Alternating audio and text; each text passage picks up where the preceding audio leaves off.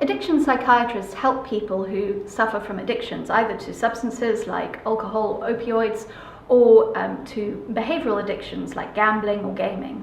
And what we do is help them to recover and get their lives back. We do this through a number of different things.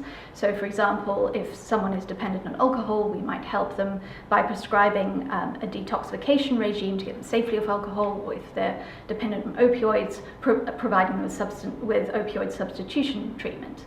But prescribing is only part of what we do.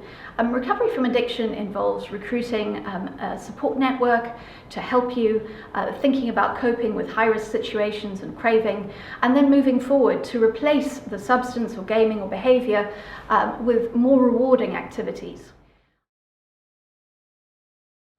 I really enjoy being an addiction psychiatrist. Not only do you see a huge variety of people who have really quite an interesting array of comorbid psychiatric conditions, so it's a very varied condition. And not only do you get to use some psychopharmacological and psychotherapeutic skills, but the thing I enjoy about it most is that you get to witness people doing something which is really quite heroic, which is to try and change themselves, and you get to support them through that process. And that's an incredibly special and inspiring thing to be part of. So I suppose it's the case to an extent in other forms of psychiatry, but I believe that the therapeutic stance in addiction psychiatry is very special.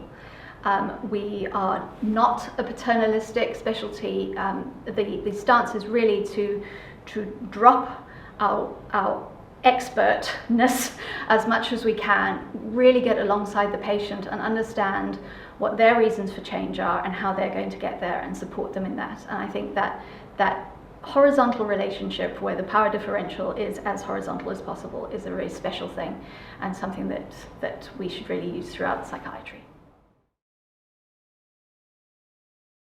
I really enjoy being an addiction psychiatrist because it involves using a bit of my physician brain, in that patients often present to addiction services, or I work in general hospital, with their addiction alongside multiple comorbidities. So you need to have a sensitivity to that and be able to pick up and deal with medical comorbidities.